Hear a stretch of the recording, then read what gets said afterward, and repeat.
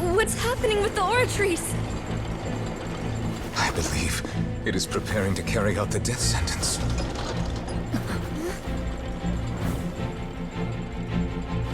Farina!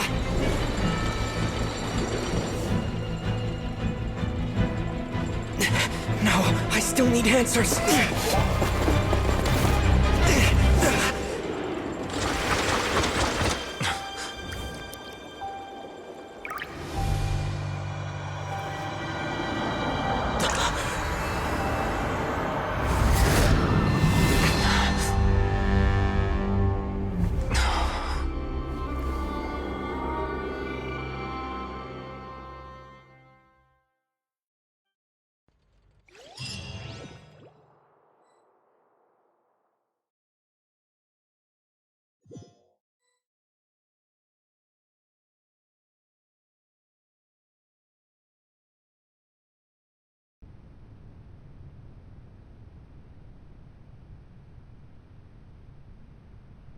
You...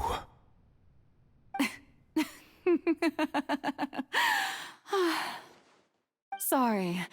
That shocked expression on your face is just too amusing. I couldn't help myself. You are not Farina. Who are you? The sweet sound of bewilderment. Marvelous. A sure sign that my attempt to deceive everyone was a resounding success. But to answer your question, I am Focalor. You know, the god. Focalor?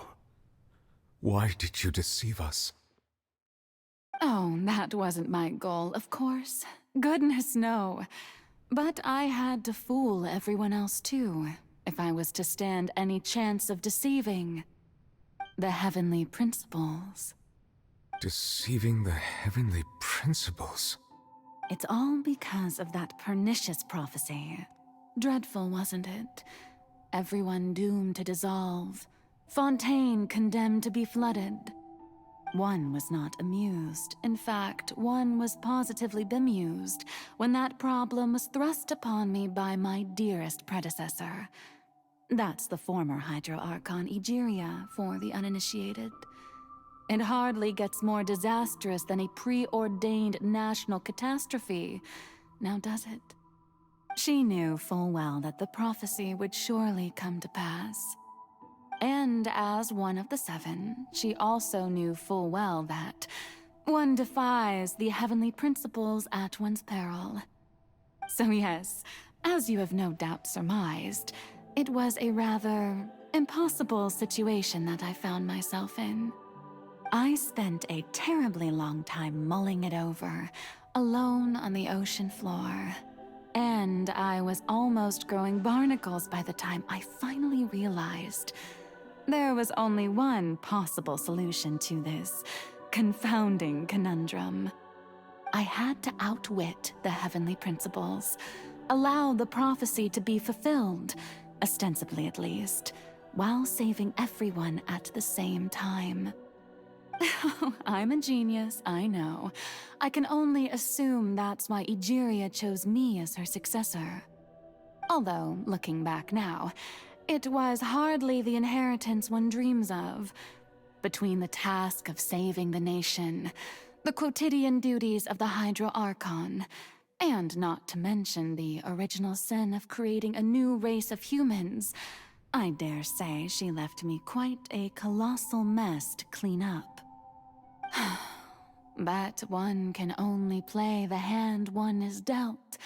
I did not choose this, any more than I chose to be one of her Oceanid familiars. So you were also once one of the Oceanids, transformed into a human by Egeria's hand? Yes, I was. I always dreamed of becoming human. And I still do, even now. In my eyes, to be human is to be part of the greatest opera ever known.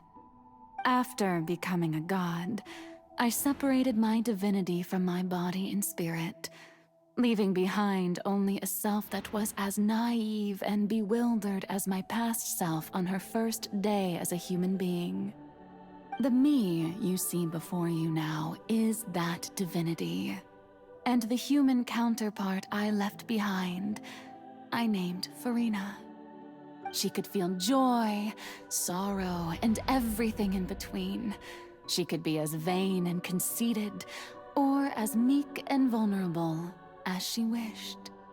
Her strengths were of a kind only a human could possess, as were her shortcomings. But in my eyes, Farina's humanity was what made her perfect. She was perfectly human in every way. The person I always wanted to be. Anyway, so then I cursed her. All part of the plan, of course. The plan to deceive the heavenly principles. Do you still remember the final scene of the prophecy? The Hydra Archon, alone, weeping on her throne. In order that the prophecy might appear fulfilled, I invited Farina to be an actress, to play the part of the Hydra Archon in the prophecy. Under the curse I placed on her, so long as I, Focalor's divinity, continued to exist, she could not die. But nor was she free to live her life in the pursuit of happiness. Instead, she was forced to take the stage in the opera house, to embrace the role of leading lady, to forever play the part of the god from the prophecy, all to create a deceitful appearance of that prophecy coming to pass. I suppose now you probably understand why your court is called the Opera Epiclese. But Farina is only human, isn't she? Even though she has had a long life, her mind is no stronger than that of any other ordinary human being. I cannot begin to fathom what she has had to endure. It must have been torture for her. It has indeed. And although she is, in a sense, me in human form, I most definitely owe her an apology for it. It's been 500 years, and all along, she's been playing her part in the most unimaginably long, unbearably lonely, and agonizingly painful opera of all time.